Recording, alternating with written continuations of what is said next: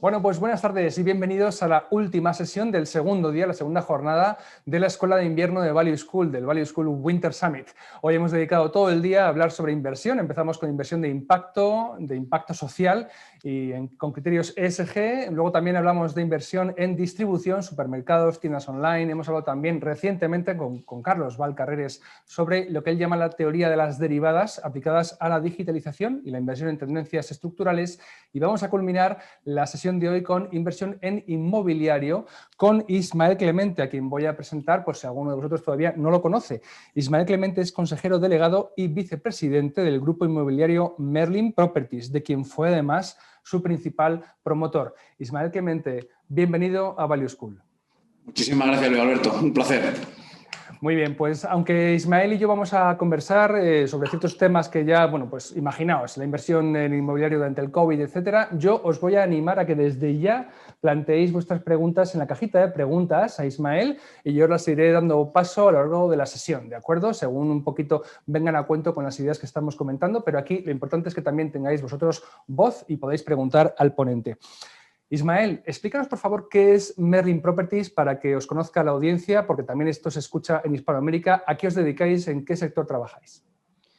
Bueno, Merlin es una compañía inmobiliaria de tipo patrimonial, por tanto enfocada a la obtención de rentas y cotizada, que está especializada en oficinas, en retail y en logística. Para los que sigan un poco los mercados anglosajones, su característica principal en comparación con otros tipos de iniciativas que ha habido en España es que es internamente gestionada, es decir, la compañía dispone de sus propios medios de gestión, opera sus propios activos, no es un fondo que luego tiene una gestora externa y está constituida conforme a la legislación española de SOCIMI, que es un calco de la estructura REIT anglosajona. Es una adaptación que se hizo en España. La primera iniciativa fue en el año 2009 con el gobierno Zapatero, pero no funcionó porque tenía tributación en la fuente y en el año 2012, entró en vigor en 2013, se cambió el sistema por una tributación en vez de en origen, en destino y empezó a funcionar. Es, por tanto, una compañía de tenencia y operación no especulativa de inmuebles con el objetivo de obtener rentas a largo plazo y transformar eso fundamentalmente en dividendo. Vale, para ser muy divulgativos, diré que SOCIMI significa, y corrígeme si me equivoco, Sociedades Cotizadas de Inversión Inmobiliaria, ¿de acuerdo? En el mercado inmobiliario, sí. De acuerdo. ¿Las SOCIMI son un sistema de ahorro o pueden ser complementarios abiertos al público? Porque hemos tenido aquí gestores que invierten en REITs. ¿También se puede invertir en España en SOCIMIs? Sí, claro. O sea, así se concibieron originalmente en Estados Unidos en el año 60 por Eisenhower, fundamentalmente como forma de popularizar el ahorro inmobiliario entre la población en unos años en la inmediata posguerra en los que Estados Unidos tenía una fuerte inflación que hizo que se popularizase mucho la inversión inmobiliaria. La inversión inmobiliaria siempre ha sido un refugio en momentos de inflación y en aquel momento pues se creó el régimen REIT inicialmente como REIT pasivos gestionados externamente y a partir del año 86 se les permitió operar y gestionar sus propios inmuebles de forma activa. Hay una página de NARIT que me estaba imprimiendo antes, que es la Asociación Americana digamos que aglutina todos los REITs y he estado mirando una estadística muy interesante que dice que 145 millones de americanos son propietarios de acciones de REITs, lo que supone un 43% de los hogares de Estados Unidos, ¿no? O sea que en Estados Unidos es un tipo de inversión absolutamente cotidiano, normal, casi todo el mundo tiene algún tipo de exposición a REITs y se ha desarrollado mucho en el mundo. Hoy en día hay casi 60 países que han adoptado algún tipo de legislación relacionada con REIT, del G7, por supuesto, todos, y del G20, pues, salvo error, yo creo que también prácticamente todos. ¿Y en España es muy conocida? ¿Los números son equivalentes o asimilables a los que nos acabas de citar de Estados Unidos? No, en España es un fenómeno muy poco conocido, primero porque hay muy poco ahorro privado. España es, en términos marxista, es un país con muy poca acumulación primitiva de capital. En los años en los que pudimos acumular capital, pues no lo acumulamos, sino que lo gastamos en repartir leña por medio mundo. Y por tanto, pues no es un país especialmente rico a la hora de iniciar cualquier actividad empresarial y capitalizarla con aportaciones del público. Como sabes, las mayores gestoras de España, que están en poder de dos grandes instituciones financieras, pues, como asset managers a nivel mundial son más bien pequeñitos, andan en los 40, 45 billion under management, y en Estados Unidos eso lo gestiona cualquier chaval con una camiseta del Primark en un ático de Manhattan, ¿no? Entonces, bueno, en España no son tampoco muy conocidas. También es debido a que cuando nosotros hemos salido a cotizar, que fue la eclosión de la SOCIMI, del REIT en España, vamos, la eclosión, hay 4 cotizadas, no, tampoco es que nos hayamos vuelto locos, pero la eclosión de la cotización de REITs fue en el año 2014. Ya existía la directiva MiFID y como consecuencia de eso ninguno de nosotros colocamos acciones en tramos minoristas. Todos salimos solamente para inversor profesional. Debido a eso, la dispersión accionarial de nuestro capital fue inexistente en primario, o sea, solamente entraron inversores profesionales, y ha tenido que ir construyéndose en secundario. Nosotros ahora tendremos, vamos, menos de 20.000 minoritarios, lo cual es una tontería en comparación con un Telefónica, un Iberdrola, que son compañías con entre 300 y 500.000 minoritarios, ¿no? Nosotros todavía no tenemos prácticamente dispersión y nos llevará muchísimos años popularizar esta figura, porque acarreamos el pecado original de no haberlo distribuido originalmente por ventanillas de banco o a la población en general, porque MiFID no lo hacía aconsejable, te convertía en un banco, en una especie de target para cualquier tipo de class action en caso de que luego mañana fueran las cosas mal, ¿no? Hoy en día el minoritario está extraordinariamente sobreprotegido, tan sobreprotegido que ya no se le tiene en cuenta a la hora de hacer colocaciones en bolsa. Muy bien. ¿Cómo estáis haciendo para popularizar vuestro trabajo, vuestro sector y vuestra empresa en este tramo de particulares y inversores minoritarios? Lo digo porque aquí mismo nos dedicamos a divulgar conocimientos y os podemos ayudar, encantados. Bueno, lo que intentamos sobre todo es ir predicando. Lo hemos hecho con los inversores de tipo institucional o profesional. No hemos escatimado en dar vueltas por el mundo. Nosotros en ese sentido estamos contentos del resultado. Tenemos gente inversores de prácticamente de todo sitio, con un poquito menos de prevalencia de los asiáticos. Sobre todo tenemos americanos, europeos, británicos, bueno, alguno de Singapur, alguno de Australia, pero Canadá mucho, pero no tenemos prácticamente, no tenemos tantos asiáticos, hay nada más que 2 o 3. Entonces, bueno, pero eso mismo que hemos hecho para los grandes inversores institucionales, pues hay que seguir básicamente con esa misma disciplina, predicando constantemente, divulgando en prensa, a través de las asociaciones, de oficinas, de centros comerciales. Bueno, con iniciativas como la vuestra, pues intentar poco a poco ir extendiendo el conocimiento necesario para invertir en este tipo de vehículos. Muy bien, pues valga este vídeo en Value School para dar a conocer el trabajo que hacéis. ¿Cómo ha afectado, Ismael, la COVID-19, la enfermedad del confinamiento, a vuestro negocio? Bueno, básicamente ha supuesto un factor externo con el que no se podía contar. Nosotros en principio estábamos pensando que España, que iba bastante atrás respecto de los países gateway mundiales, pensábamos pues, que en principio empezaríamos a hacer plató en materia de rentas, etcétera, hacia el 23 y bueno, pues esto nos ha cogido 3 años antes y bueno, hemos tenido que adaptarnos.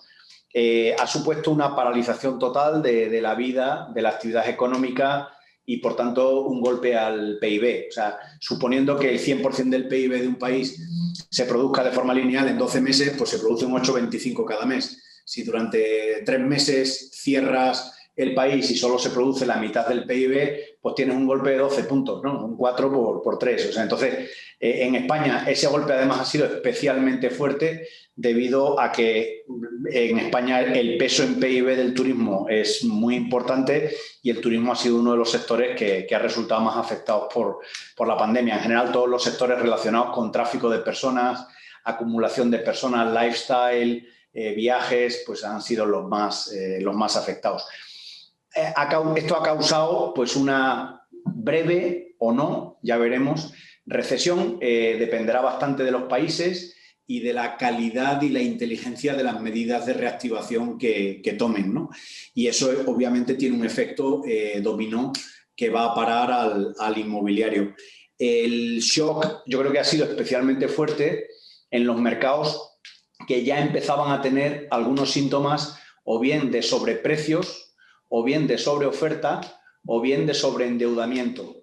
España no es esta vez uno de los mercados donde en principio esto debería tener más incidencia, porque en una base 100 pico 2007, aquí todavía, pues, tomando como proxy oficinas, pues estaríamos en rentas entre el 75 y el 80% del pico de 2007 y, por tanto, como aproximadamente las tasas de capitalización eran equivalentes a las de 2007, quizá 25 puntos básicos menos, los valores capital estaban todavía pues también como al 80% aproximadamente de los de 2007.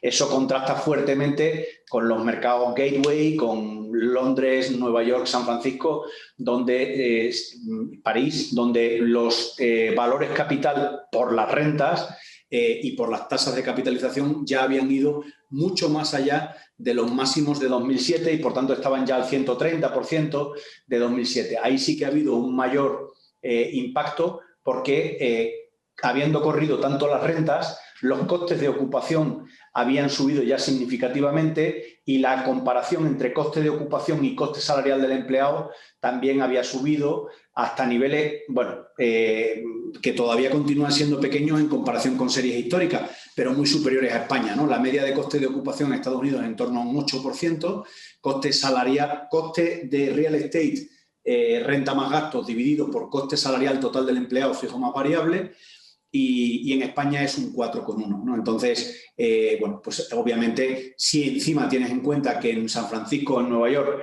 ese ratio puede ser un 40%, pues ahí sí que obviamente va a haber más impacto porque hay más dinero que ahorrar haciendo ajustes en el uso de espacio en edificios de oficinas. Cuando las personas, digamos, que escuchan el canal seguramente oigan hablar de inmobiliario, pensarán directamente en vivienda. ¿Sigue siendo la vivienda el principal activo generador de rentas? Bueno, el principal, desde luego, porque es el más numeroso. En España hay unos 27 millones de viviendas en stock. Se calcula que actualmente hay como un 22% de ese parque en alquiler. Y eso, pues, más o menos son 6 millones de unidades puestas en alquiler. Calculando un promedio de unos 100 metros cuadrados, por decir algo, pues te salen 600 millones de metros cuadrados de producto en alquiler. En oficinas, sumando Madrid, Barcelona y ciudades periféricas, no estaremos en un stock ni de 40 millones. Madrid, bien calculado, incluyendo el uso espurio de residencial como uso de oficinas, estaremos en 26 millones de metros cuadrados. Aproximadamente en Barcelona puede haber 8, 9, 10 millones de metros cuadrados y si sumas el resto de ciudades periféricas unos 40 millones. Hay unos 17 millones de metros cuadrados en centros comerciales y unos 35 millones de metros cuadrados entre industrial y logística. Por tanto, sumando todo eso, no te salen ni 100 millones de metros cuadrados y aunque las rentas sean superiores a las de residencial, aproximadamente 2 veces, sigue siendo como producto inmobiliario más numeroso es el residencial. Lo que ocurre es que siendo el más numeroso también es el más atomizado. Por tanto, es el menos investable porque no hay tantos vehículos que permitan acceder a ese mundo de una forma profesionalizada. De acuerdo. Hablando de nuevo de COVID, ¿cómo ha afectado, por ejemplo, a superficies en las que también trabajáis, como centros comerciales o digamos, logística? Bueno, el COVID yo creo que ha sido fundamentalmente un acelerador de tendencias. Entonces, había una serie de tendencias que ya estaban ahí y que las ha acelerado. Esas tendencias tienen que ver fundamentalmente con la realización de actividades desde casa, el shop from home y el work from home. En cuanto al shop from home, al e-commerce, ¿no? A la venta online, la aceleración ha sido brutal. Ha corrido la penetración de online sobre total de ventas minoristas, ha crecido pues hasta casi doblarse. El año pasado terminó en torno a un 5,4%, venta online dividido por total de ventas minoristas, y este año calculamos que terminará en torno al 9,7, 9,9. Por tanto, casi se ha doblado. Eso significa que en Madrid y Barcelona, que el año pasado estábamos, cuando overall en el país estábamos en un 5,4, Madrid y Barcelona estaban en un 17, 18 aproximadamente, pues en estos momentos deben estar ya entre el 25 y el 30 de penetración de online respecto del total de ventas minoristas, lo cual también es interesante porque ya a partir de esos números empieza a hacer un poquito de plató. Es decir, el 90% de la población cree que el online es infinito, ¿no? O sea, que al final va a ser el 100% venta online, y eso no es así. O sea, ni en China, ni en Estados Unidos, ni en ningún sitio donde van más avanzados que nosotros, a partir de un determinado punto de penetración ya empieza a hacer plató, y de hecho lo que ocurre como siguiente fenómeno es que los retailers online empiezan a coger espacio físico, entre otras cosas por un problema de rentabilidad. La venta online es mucho menos rentable y para, digamos, continuar acaparando cuota de mercado que en online se les para ya un poquito, ¿no? Entonces, en las ciudades grandes, de más de 500.000 habitantes, las penetraciones son muy superiores a la España rural, donde además también la penetración y el uso de Internet es menor, y hay una gran discrepancia entre las cifras de penetración de venta online en las ciudades grandes y las cifras overall en España, que incluyen las áreas rurales. Y eso es lo que estamos viendo.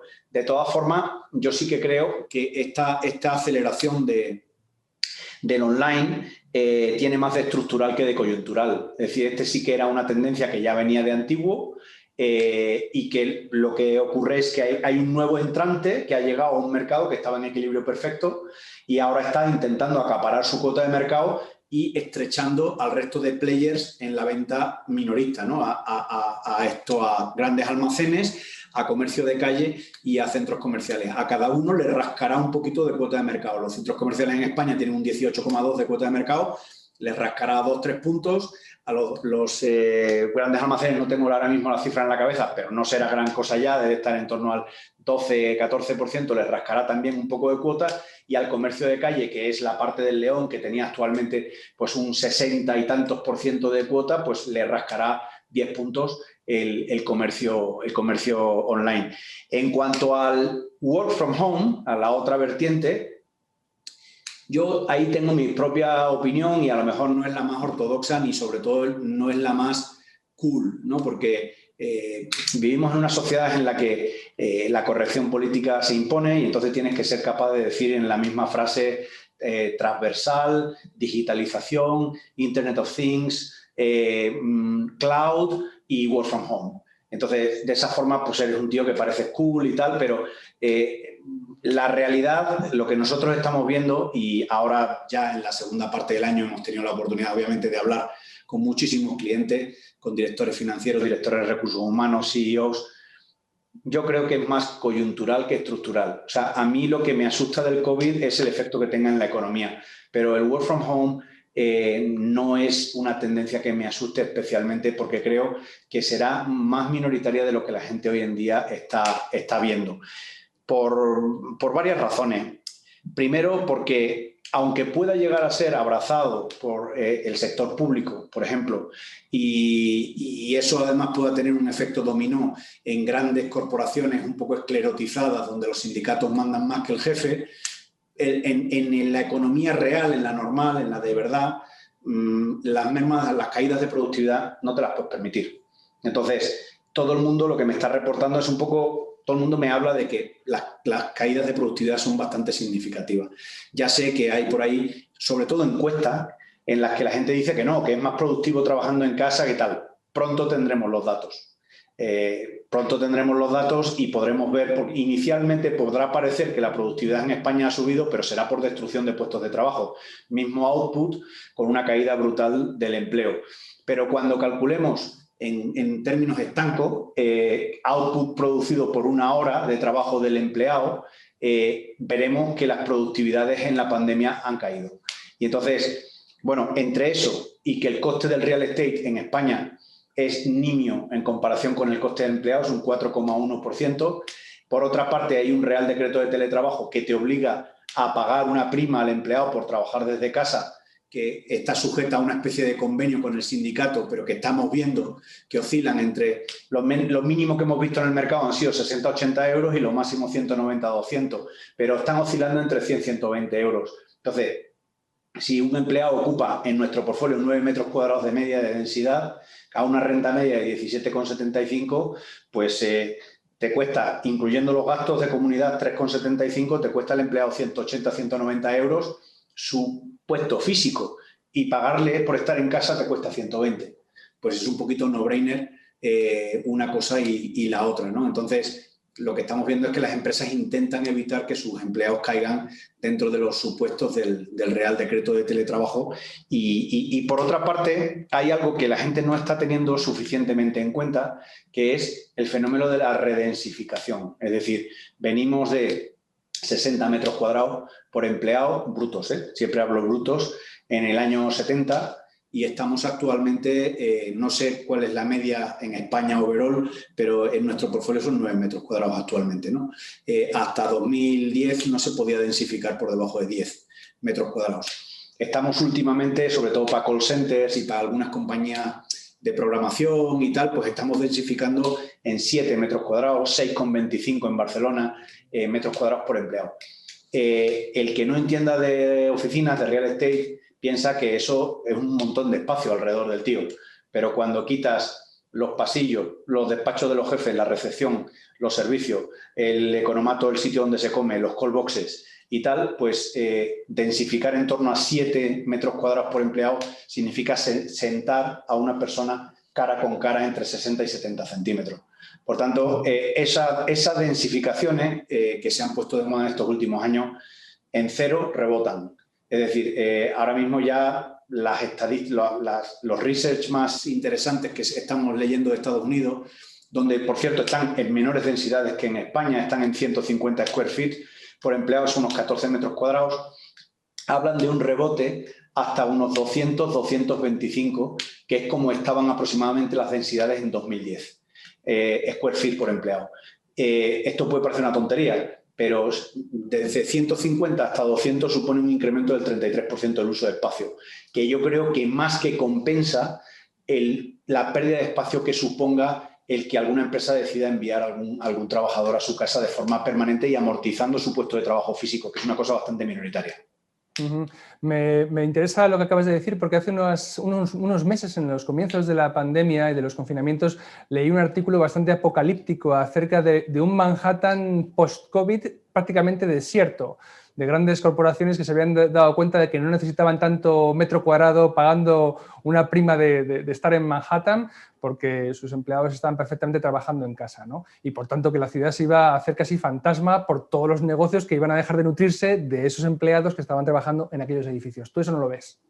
Podría, a ver, en el corto plazo podríamos ver una caída de la intensidad de uso de Manhattan. Es decir, el otro día hablando con BlackRock, el señor Fink explicaba que ellos tienen como 6 diferentes puntos de trabajo repartidos dentro de Manhattan, y ahora se están yendo a Hudson Yards, y en Hudson Yards solo están moviendo el 70% de su plantilla. Por tanto, la intensidad de uso de Manhattan, al menos por la parte de BlackRock, disminuirá en un 30%. Pero a la siguiente pregunta, que es ¿y cuánto espacio está escogiendo? El mismo que sumaban sus 6 emplazamientos anteriores. Por tanto, están redensificando de una forma un poquito más humana, más digna, la forma de vida de su plantilla. Y la siguiente pregunta es ¿y qué haces con el 30% remanente?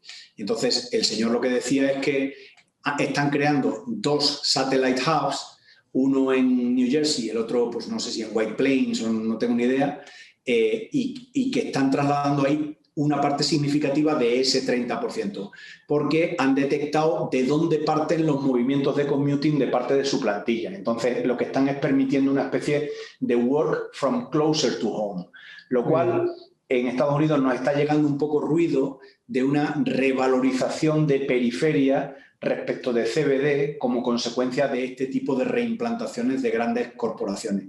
Y, por cierto, le pregunté también, pero ¿y work from home permanente? Y me dijo, sí, pues work from home permanente, también vamos a enviar a algunos trabajadores a hacer work from home permanente. Digo, pero con amortización física de su puesto, sí, con amortización de su puesto. Y le pregunté, ¿qué tipo de trabajadores?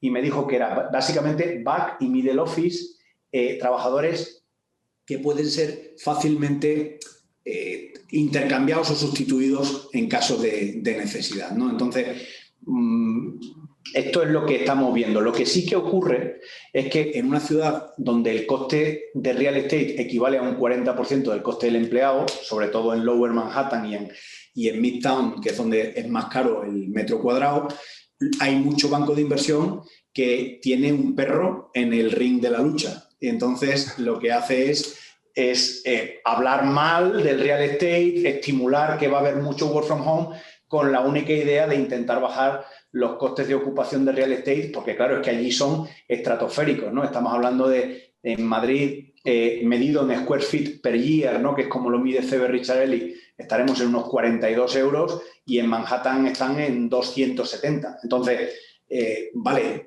la productividad en Estados Unidos es mayor que la de aquí, pero no es 6 veces o 7 veces mayor que la de aquí, ¿no? Hay un delta de productividad, pero no es ese cociente, ni mucho menos, ¿no? Muy bien, hay dos preguntas que creo que están relacionadas. La primera de David Salas, que dice ¿cómo ve la aceptación de espacios coworking para el mundo post-COVID? Y la conecto con la pregunta de Javier Umbría, que dice soy creyente en el modelo de oficina, pero reconozco que debemos ir a un diseño diferente. A veces lo que se piensa que es lo mejor para colaborar, modelo abierto, no lo es. La gente se distrae mucho. ¿Qué ejemplos pondría Ismael sobre oficinas que le gustan a él en cuanto a diseño para trabajar post-COVID? Bueno, pues mira, el coworking, que en realidad no es tanto coworking como flex space, o sea, el coworking es la parte anecdótica del flex space. Lo que pasa es que es a la que siempre le hacemos fotos, porque mola mucho ver a un tío que está con una pequeña startup de programación virtual de gafas o de videojuegos o no sé qué, y que trabaja justo al lado de un tío que está haciendo un rollo biotech, y eso es siempre muy interesante y es a lo que le hacemos fotos. Pero eso no es ni el 20% del negocio. El 80% del negocio es flex space, que son corporaciones que deciden que un determinado layer de su plantilla lo tiene constantemente en oscilación, flexible. Entonces, tú les tienes que prestar un servicio que es un servicio hotelero. O sea, tú lo que tienes es un hotel de oficinas en el que no debes exceder 70% de ocupación aproximadamente, porque si no tienes siempre un poquito de disponibilidad, malamente estás prestando ese servicio de colchón a tus clientes. Y a cambio, para que el RevPAR te salga igual, en términos hoteleros, ¿qué haces? Pues le metes un guantazo en el ARR, es decir, el precio por metro cuadrado equivalente si descalculáramos el precio por desk, que es como se calcula en FlexSpace, pero calculáramos cuánto ocupa ese desk y lo moviéramos a precio por metro cuadrado, es mucho más alto que mercado, porque claro, esa flexibilidad obviamente se paga. En ese segmento, obviamente en los primeros meses de la pandemia tuvimos una deserción absoluta de clientes, porque al ser contratos de muy corto plazo, pues la gente obviamente pues nada, termina el contrato y ya no tiene por qué renovarlo. Entonces, ahí ese segmento se te vacía muy rápido. Afortunadamente para nosotros no deja de ser una herramienta para dar un servicio a nuestros clientes y apenas supone el 1,5% de nuestras rentas, ¿no? Pero eso se te vacía muy rápido, el flex space. Sin embargo, lo que yo creo que va a pasar es que también va a ser el primer segmento que se va a llenar. Es decir, y de hecho se va a cruzar con la demanda de oficinas. Entonces, ahora, durante 1 año y medio todavía de incertidumbre, donde muchos CEOs, además, como en la fábula de Andersen, no se atreven a decir que el emperador está desnudo, ¿no? Que es lo que te dicen. Dice, mira, yo a mi jefe le tengo que parecer un tío moderno. Entonces yo tengo que decirle que voy a mandar a algunos tíos a trabajar de forma flexible a casa y no sé cuánto, no sé qué. Entonces, pues, tendremos todavía durante un tiempo incertidumbre en la gente respecto del uso de oficina de forma permanente o fija. Entonces, bueno, pues ahí lo que se impondrá será el flex, que será lo que más rápido se vuelva a llenar. Porque mucha gente te dirá, oye, tengo 6.000 metros cuadrados y cuando te llegue la renovación solamente voy a necesitar 5.500 porque voy a hacer un sistema de hot desking de mis empleados o no sé qué. Vale, si estás un poco rápido, lo que tienes que hacer es coger esos 500 y convertirlos en un flex, porque en cuanto el tío se calcule lo que le cuesta el flex versus lo que le cuesta a 2 años vista, volverá al modelo fijo. Respecto del futuro del diseño de oficina, lo que me dicen los agentes, que son los creadores de tendencia en el mercado, es que la moda primavera-verano vuelve con boxes. Es decir, que cada vez más gente, y ya empieza a ser además research en Estados Unidos, se da cuenta de que los modelos de pradera, aparte de lo que supongan a efectos de dignificación del trabajo del empleado o de autoestima por parte del empleado, pues suponen una tremenda fuente de distracciones, ¿no? Al final, leía el otro día un research americano muy interesante que decía, lo habían escrito ahí unos psicólogos que decían que el paso de un compañero a tu alrededor, lo que sea, te provoca un levantamiento de la vista de no menos de 8 segundos, pero tardas 42 segundos otra vez en volver a recuperar el nivel de concentración. Has perdido 1 minuto cada vez que pasa alguien cerca de ti. Entonces, bueno, pues las praderas, yo creo que van a seguir existiendo, por supuesto, para staffing, por ejemplo, porque es muy interesante cuando tienes chavales muy, muy jóvenes que están en periodo de formación, es muy interesante que interaccionen, pero vamos a empezar a tener un poquito más de pequeños boxes como los que yo tenía en Arthur Andersen cuando empecé a trabajar, donde a lo que aspirabas era a promocionar lo suficiente para llegar a ser Senior 1 y ya de Senior 1 tenías derecho a un pequeño box que, oye, pues te servía, entre otras cosas, para que cuando te llamaba tu mujer para decirte que el niño había sacado malas notas, al menos no tuvieras que radiarle las notas patéticas del niño a todos tus compañeros de la pradera, ¿no? Entonces, ese tipo de formato yo creo que volverá. No iremos al formato de 1970 de 60 metros cuadrados por empleado, donde todo el mundo tenía un despacho y en la puerta ponía Antúnez, y el despacho tenía una mesa y otra mesa de reuniones y una pequeña neverita, y eso no volveremos, pero sí que en un modelo de entre 12 y 15 metros cuadrados por empleado, que es, por ejemplo, lo que tienen los despachos de abogados, cabe la posibilidad de que casi todo el mundo de un cierto seniority tenga su despacho individual. Muy bien, te voy a volver a hacer 2 preguntas conectadas. La primera es de Nuria Ortiz. Dice, ¿considera que las SOCIMIs como Merlin podrán seguir pagando dividendos en línea con los últimos años? Y ahora conecto yo con una noticia del periódico que decía Moncloa impone un castigo fiscal a las SOCIMIs del 15%. Vale. ¿Cómo os va a afectar las dos cosas? Sí. Bueno, lo del castigo fiscal tiene que ver con el marketing político. Obviamente hay una tendencia interesada ahí fuera de provocar una cierta paralización de cualquier actividad económica, financiera, no digamos si está relacionada con el ahorro. Entonces, desde esa posición interesada se ha creado un mensaje absolutamente distorsionado de la figura de la SOCIMI. Entonces, en la prensa que sirve de altavoz a ese tipo de tendencia sociopolítica, pues aparece siempre en la misma frase SOCIMI, fondo buitre, por ejemplo, de forma absolutamente malévola se confunde o se hace como que se confunde Blackstone con BlackRock. Se dice que el dueño de las SOCIMI españolas es Blackstone y eso no es así. Es BlackRock, pero como de Telefónica. Es decir, que no tiene nada que ver una cosa con la otra. Y se dice, sobre todo, la forma más habitual de ataque es que somos acumuladores de vivienda responsables del alza del precio de la vivienda y que no pagamos impuestos. Lo de la vivienda es pura y simplemente una falacia, es que no tenemos ni una vivienda, 0,0. Con lo cual, decir eso es simplemente faltar a la verdad, pero se dice y se dice impunemente. Y lo segundo, lo de los impuestos, pues bueno, es gente que tampoco tiene un gran conocimiento de matemáticas, pero que el impuesto en una SOCIMI simplemente no se paga en origen, se paga en destino cuando envías hacia arriba el dividendo y, por tanto, el único gobierno que puede llegar a tener una merma de recaudación es el gobierno cero, el que introduce el régimen, porque durante 1 año y medio, que es la generación del beneficio, la Junta General de Accionistas y la distribución del dividendo, no ha recibido nada. Pero a partir de entonces, cada gobierno que entra va cogiendo la distribución de dividendo del gobierno anterior y está recibiendo un impuesto vía IRPF, vía IS si hay una cadena de sociedades, o vía impuesto de no residentes, o lo que sea, o convenios de doble imposición, que esa es otra, que también se dice, no es que los extranjeros no pagan. No, los extranjeros no pagan, no. Los países tienen convenios de doble imposición y hay un extranjero que en España no paga a cambio de que la empresa española no pague en su país. Pero todos los años se hacen unos cálculos y unos ajustes y se ajustan el contenido de los convenios de doble imposición. Eso es algo con lo que hemos aprendido a vivir y ha cristalizado en esta medida que básicamente es una medida, en cierto modo, de marketing político que supone imponer un 15% de impuesto, vamos, de tributación mínima al beneficio no distribuido.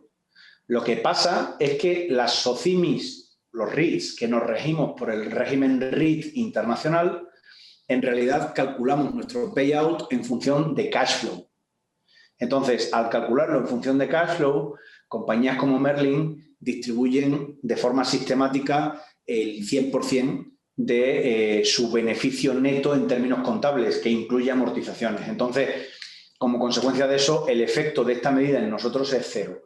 El único efecto es, obviamente, que ha causado pues, otra preocupación más a un montón de inversores extranjeros en un mundo global que es competitivo y donde tienes que pelear por la obtención de recursos. Con lo cual, un tío entre poner la pasta en España y estar preocupado por si le quieren dar o no quieren dar leña a la SOCIMI y ponerlo en un país que tenga un régimen regulatorio de cualquier instrumento de inversión relativamente estable, pues suele preferir la estabilidad, ¿no? O sea, ha sido más el ruido que las nueces, pero ese ruido obviamente no es para nada bienvenido. En cuanto a la pregunta de si podremos mantener el régimen de dividendos que hemos tenido hasta la fecha, la respuesta es no, porque ahora tenemos un periodo en el que fundamentalmente tenemos uno de los asset classes, en nuestro caso, que son los centros comerciales, que tiene una tendencia de valoración a la baja por 2 razones. La primera, porque las rentas de equilibrio, como consecuencia de la mayor penetración del comercio online, eso causará una caída de las ventas por metro cuadrado en nuestros retailers y las rentas que podrán aceptar serán menores. Entonces, habrá una renta de reequilibrio que será inferior a la que se estilaba en el año 2018-2019. Como consecuencia de eso, a igualdad de tasa de capitalización, el valor del centro comercial baja y si te baja el valor del centro comercial, en la ecuación loan to value te cae el value. Por tanto, tienes que tener siempre un ojo puesto en ir bajando poco a poco el loan. ¿Cómo haces eso? En una compañía que genera un montón de caja todos los meses como nosotros, pues parte de la caja se distribuye, parte de la caja la retienes y la utilizas para ir quitando deuda. Eso ocurre cuando se produce una contracción de ciclo, ya sea coyuntural o de largo plazo estructural, como pasó en el año 2008. ¿No? Ahora yo creo que será más bien coyuntural quizás. Entonces, bueno, pues durante un periodo, hasta que te des cuenta de que ya el loan to value lo tienes completamente estable y no vas a tener ningún tipo de sobresalto, pues retienes un poquito de caja y distribuyes un poquito menos de dividendos. Pero en cualquier caso, sigue siendo un dividendo en comparación con el nuevo precio de la acción, pues muy alto. Muy bien, muy bien. Muchas gracias, Ismael. Un espectador pregunta qué significa CBD, al que te referiste, esas siglas que dijiste antes. Lo siento los anglicismos, los palabras, ¿no? Como digo yo. Central Business District, o sea, Distrito Central de Negocios. En Madrid distinguiendo entre lo que sería Prime CBD o CBD a secas, el Prime CBD sería básicamente el eje Castellana y algunas de las principales calles adyacentes, los primeros 100, 200 metros de calle, ¿no? Edificios que prácticamente se puede considerar que están en Castellana.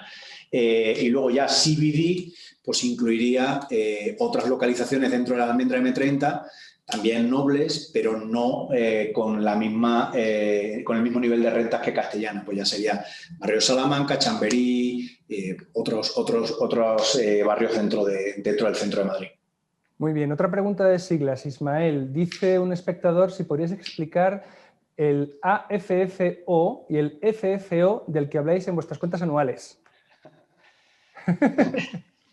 Es nomenclatura puramente REIT, ¿no? Eso está cogido de Estados Unidos, de la nomenclatura definida por NARIT, por National Association of Real Estate Investment Trusts, que es la asociación que vela por la igualdad o la homogeneidad en el reporting de todos los REITs americanos y que es la hermana de EPRA, de la European Public Real Estate Association, a la que también pertenecemos, ¿no? Entonces, el FFO es Free Funds from Operations. Eso es el cash flow libre, ¿vale? Es lo que te queda, ingreso menos gastos, sin incluir, por supuesto, amortizaciones ni ningún non-cash item, después de pagar el servicio de la deuda, ¿vale? Entonces, el FFO es el flujo de caja libre que estaría disponible para distribución. ¿Por qué se calcula un Adjusted FFO, un AFFO, Adjusted FFO? Se calcula porque de ahí quitamos un CAPEX que no es capitalizable, que es lo que nosotros llamamos CAPEX defensivo, que es un CAPEX que utilizamos anualmente para el upkeeping de toda la cartera de inmuebles para mantenerlos tecnológicamente avanzados, con buenos sistemas de aire acondicionado, de filtración del aire, de lo que sea, ¿no? Los BMS en buen estado, lo que sea. Todo eso, pues en nuestro caso son 18, 19, 20 millones al año, que es un CAPEX defensivo, no es capitalizable, es gasto raramente, o una parte sí, pero vamos, no es capitalizable. Y eso se diferencia del CAPEX ofensivo, que es el CAPEX que utilizas para crear valor en un edificio y que ese sí es capitalizable. O sea, si tú coges un edificio como, por ejemplo, Plaza Ruiz Picasso 2, lo vacías y tiras paredes, fachadas y tal, y lo dejas en columna y forjados, y lo reconstruyes de nuevo, pues ahí te gastas una pila de millones de euros que los tienes que sumar al coste primigenio que ya tenía el edificio en tus libros. Pero claro, el edificio estaba dando rentas de 16,2 de media y esperamos que dé en torno de 30 después de reformado, ¿no? Y ese CAPEX, por tanto, lo consideramos ofensivo porque va a tener un retorno, ¿no? Y se le calcula, de hecho, un yield on cost, que es lo que renta esa inversión adicional que has metido en el edificio por la nueva renta que obtienes en comparación con la antigua.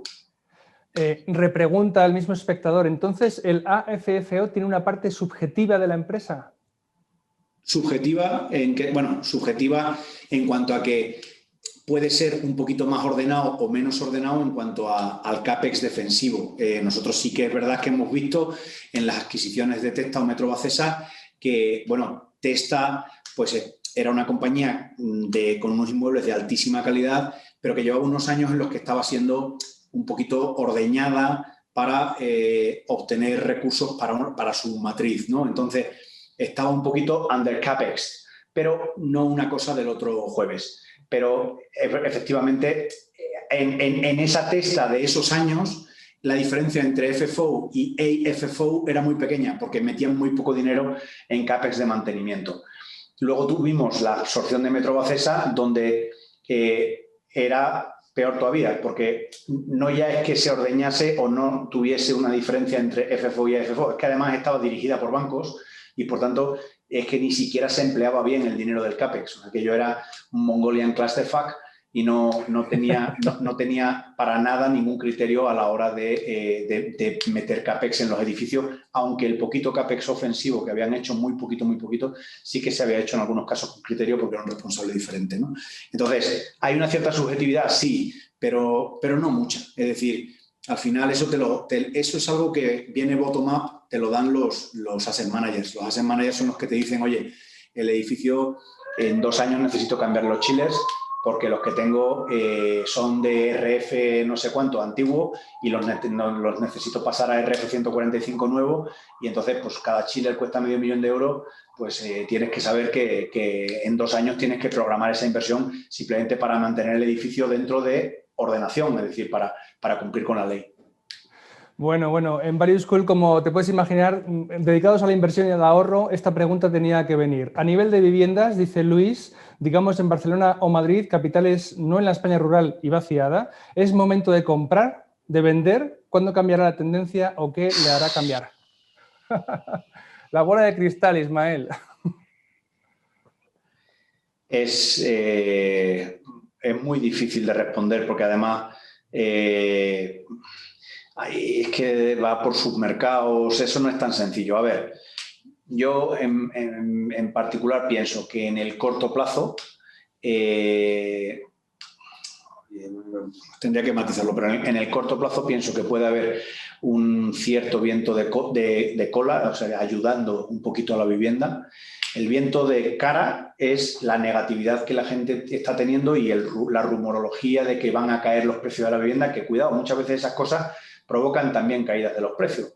Es decir, que todo el mundo se ponga a pensar que ahora van a caer puede hacer que algunos inversores decidan una venta acelerada de su vivienda, que haga caer el precio y se utilice como ejemplo de transacción para la siguiente. Pero si nos atenemos a la pura matemática, la tasa de ahorro en el segundo trimestre en España ha sido del 33%, el overall de los primeros 6 meses del año estamos en un 22,5%, la media europea de ahorro de los hogares es un 24%.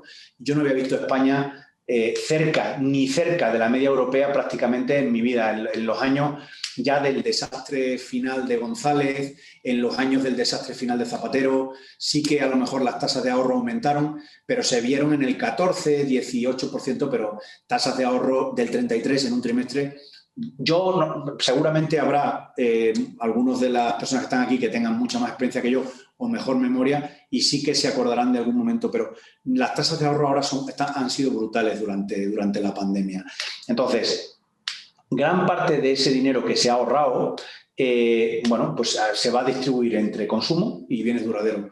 Y yo creo que una parte significativa de ese dinero va a ir a bienes duraderos, porque también mucha gente ha repensado el modelo de vivienda que quiere para los próximos años. Yo lo que estoy viendo en nuestros primos del sector residencial, lo que me cuentan es que prácticamente han destocado, ya no tienen nada de vivienda pied à terre, o sea, como dirían los franceses, o sea, ya no tienen ni adosados, ni bajos con jardín, ni individuales, hombre, individuales se construyen muy poquito en España, ni áticos con terrazas gigantescas, que podrían sustituir dentro de urbanizaciones, que podrían sustituir más o menos a un bajo, ¿no? Entonces, ese tipo de producto se ha vendido rapidísimo. Lo más difícil hoy en día de vender son los pisos normales, digamos, sin balcón, sin ventanas a la calle, porque la gente se ha repensado su vida.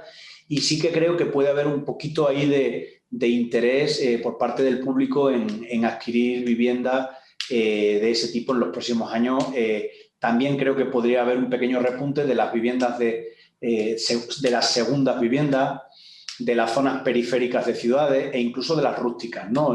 Mucha gente le interesará a lo mejor el pensar en vez de una segunda vivienda, en comprar algo rústico para tener un sitio en el que aislarse en caso de que vuelva a haber pues alguna nueva pandemia o tal, porque la gente esto de pronto le ha entrado la palabra pandemia en su vida, ¿no? No se había visto, bueno, la de SARS y MERS fue pequeña, sobre todo en cuanto a su impacto aquí, y ébola igual, pero la gente, solo los más viejos del lugar que habían vivido la gripe falsamente llamada española del 18, habían tenido exposición a una pandemia como esta. A largo plazo o a medio plazo, la demografía en España es negativa. Punto pelota. Es decir, este año nacimientos menos defunciones, estamos en menos 60.000.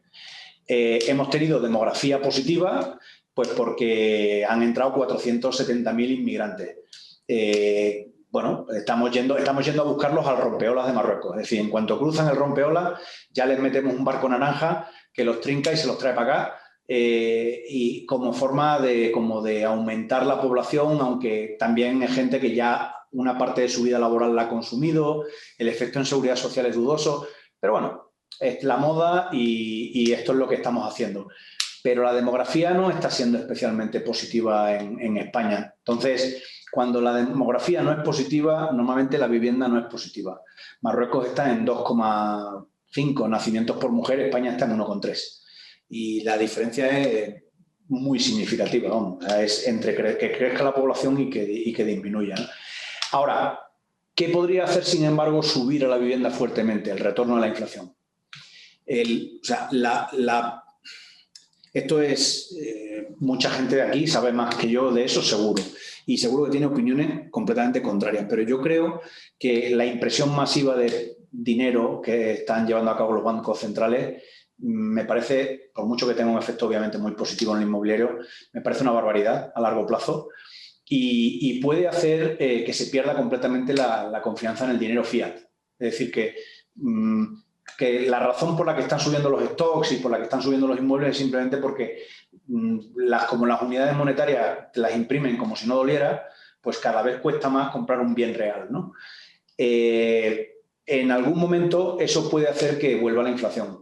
Los bancos centrales, además, parecen haber sugerido que esta vez actuarían más bien a posteriori que a priori. Es decir, que dejarían rodar un poquito la inflación antes de actuar.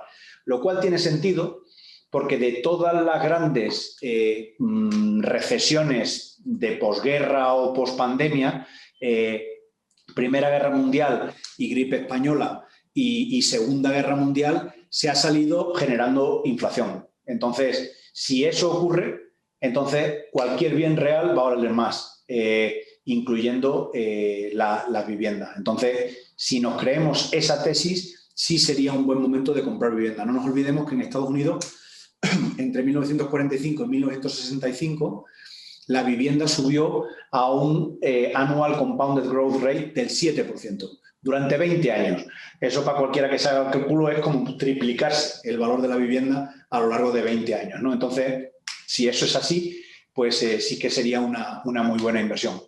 Pero, sinceramente, no sé si eso va a ser así o no. Desde luego, si es así, nos tocaría la lotería a todos los que nos dedicamos a inmobiliario patrimonial y tenemos el 100% de nuestras rentas indexadas. Muy bien. Acerca de la inflación y la expansión monetaria y crediticia de los bancos centrales, recomiendo a los amigos que están escuchando la conferencia que vean también la sesión que nos dio ayer el profesor Juan Manuel López Zafra, que fue fantástica. También discutió la aparición de esos dineros criptomonedas que se llaman, la desaparición de los dineros en efectivo, de la moneda y los billetes fiduciarios como los entendemos hoy en día, y todo lo que nos espera a la vuelta de la esquina prácticamente. Ismael, no quiero abusar mucho de tu tiempo. Una última pregunta y ya te liberamos, que estamos todos cansados y la jornada habrá sido larga, y no digo yo para ti, vamos, para todos y para ti, por supuesto. Hay una pregunta que nos ha hecho Rubén. Dice, ¿tenéis pensadas inversiones encaminadas a cambiar el uso de lo que ahora son centros comerciales, remodelándolos y convirtiéndolos en centros logísticos, etcétera? Y lo conecto con otra que decía, aparte de eso, también residencias para estudiantes, centros para tercera edad, etcétera. Bueno, residencias para estudiantes, centros para tercera edad no son nuestro oficio y no, en principio no. La principal característica de nuestra cartera de centros comerciales es que es eminentemente urbana. Hay también algunos centros buenos dominantes, pero la mayoría, el 60 y tantos % por valor de la cartera, son centros urbanos que están situados en el centro de las ciudades, ¿no? Entonces, en estos centros, si venís siguiendo, para el que haya seguido la compañía estos últimos años, la mayor parte de la inversión ya la hemos hecho, porque ya anticipábamos que estaban sujetos a un desafío estructural que era el auge del comercio online. Nosotros, desde que salimos a cotizar en 2014, siempre hemos tenido logística y centros comerciales bajo una misma dirección. La misma persona dirige los dos departamentos, porque ya apostábamos desde 2014 por una convergencia entre ambas figuras.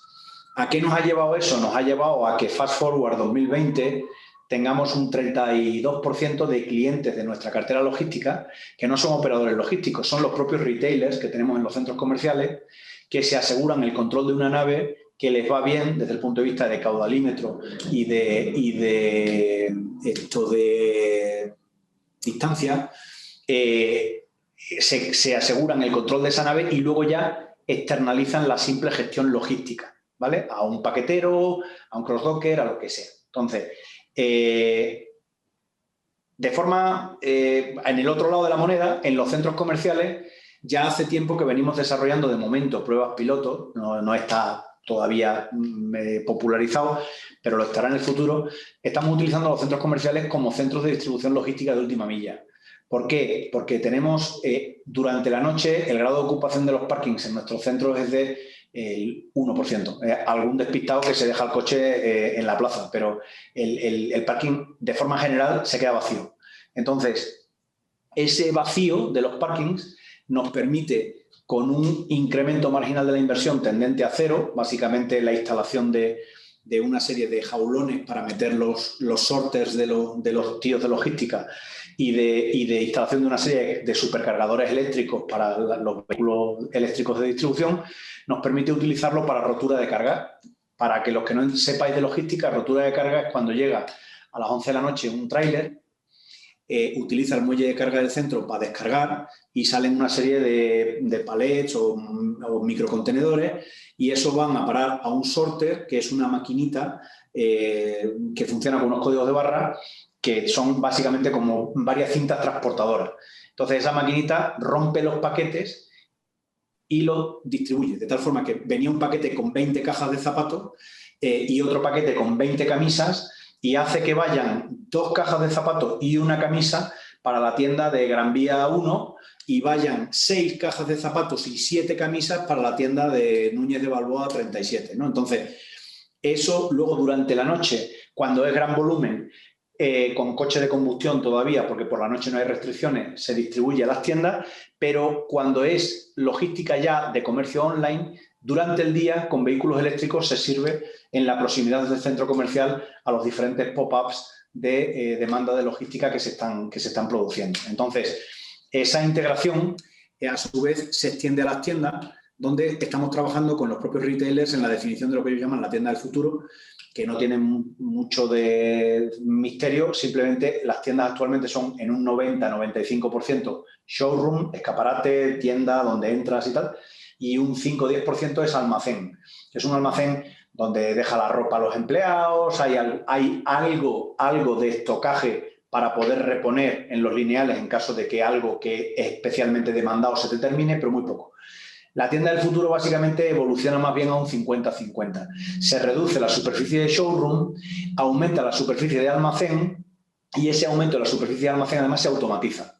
De tal forma que, como en las farmacias, con un código de barras, cuando te faltan jersey del modelo Sheila en talla S, pues le aplicas el código de barra y dentro del almacén se genera automáticamente un envío a tienda desde el propio almacén de lo que te está faltando en el lineal. Pero también se genera envíos cuando te entra un pop-up de logística de comercio online. Es decir, se le genera al empleado una petición 4 calles más para allá del mismo jersey, lo coge de la propia tienda y se lo lleva un tío con una moto eléctrica en 10 minutos, en 15, batiendo ampliamente a Amazon Prime, que reparte en 2 horas porque tiene que venir desde Cabanillas del Campo, ¿no? Entonces, bueno, eso es a lo que van tendiendo los centros comerciales. Serán una especie de híbrido, de mezcla entre retail y logística de proximidad, sirviendo al comercio online. Y luego hay muchísimas más cosas que podríamos estar aquí hablando 33 horas sobre un incremento de la calidad del food and beverage, los food courts cada vez son de más nivel, cada vez más experiencia para que el centro sea divertido.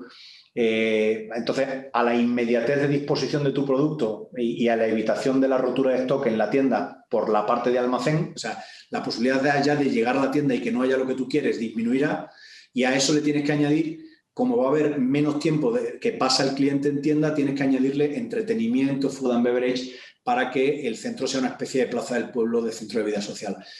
Esta es la historia muy resumida, pero bueno, eso sobre todo en lo que intento explicar con eso es que los centros comerciales están sujetos a un desafío estructural, las rentas de equilibrio bajarán, los valores capital bajarán, todo el mundo estará afectado por una tremenda negatividad sobre los centros comerciales. ¡Qué desastre!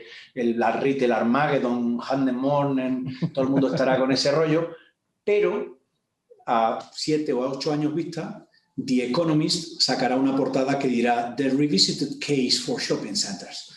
Y entonces a todo el mundo de pronto le entrará una fiebre, el centro comercial, el mix con logística, última milla, qué interesante. Es así, los anglosajones son maestros en esto y crean y destruyen tendencias, y la gente, pues, mientras tanto, simplemente comenta esas tendencias en cenas y en conversaciones de cuñado. Vaya lujo de vídeo que nos acabas de firmar y regalar, Ismael. De verdad, este es un vídeo a los que ya están preguntando de cuándo lo pueden ver otra vez. Les diré que lo vamos a publicar en las próximas semanas. Van a salir todas las sesiones, esta y las anteriores, en el canal de YouTube. De verdad que da gusto. A mí me encanta traer a Value School a gente profesionales como tú, que además son apasionados de los temas que conocen y que encima lo saben explicar también y con esa generosidad, porque no has sido parco en las explicaciones ni muchísimo menos. Has dado un montón de información. Están diciendo ya los amigos que está interesantísimo. Preguntan dónde se puede ver. En fin, que ha sido un auténtico lujo tenerte con nosotros, Ismael Clemente. Pronostico que este va a ser un vídeo de los bien vistos y muy reproducidos del canal de YouTube de Value School, de verdad. Bueno, yo, oye, feliz si he podido serviros de alguna ayuda. A mí lo que hago me gusta más que comer con los dedos. Lo he hecho toda mi vida y bueno, pues mira, si necesitáis cualquier otra cosa, pues aquí nos tenéis a vuestra disposición, porque este es un sector que sí que, dentro de que es una cosa relativamente simple, porque aquí no nos dedicamos al diseño de cabeza buscadora de misiles, pero que sí que requiere un poquito de explicación, porque todo el mundo cree que controla sobre esto, pero no es tan sencillo. Ya, sobre todo hoy en día, que hay mucho más empleo de tecnología del que la gente puede llegar a pensar, ¿no? Cuando te metes en las tripas de cómo funciona un centro comercial o un edificio de oficina, hoy en día hay muchísima tecnología, mucho análisis de datos y mucha sensorización, y esto es interesante y puede ser objeto de cualquier charla que podáis querer en el futuro, ¿vale? Ha sido un lujo, te dicen, fantástica exposición, increíble. Mil gracias, ha sido a gusto, Ismael, qué interesante, de lo más interesante que he visto últimamente. Un gustazo la charla, en fin, ha sido todo un lujo. Ismael Clemente, muchísimas gracias por venir a Value School, aunque sea en remoto. Te deseo una feliz Navidad de parte de todo el equipo y mucha salud para ti y los tuyos. Hasta siempre. Fuerte abrazo para todos. Venga. Adiós. Amigos, mañana seguimos con el tercer día del Winter Summit, con MyInvestor, con Finect y con la cartera permanente y muchas cosas más. Nos vemos mañana. Buenas noches.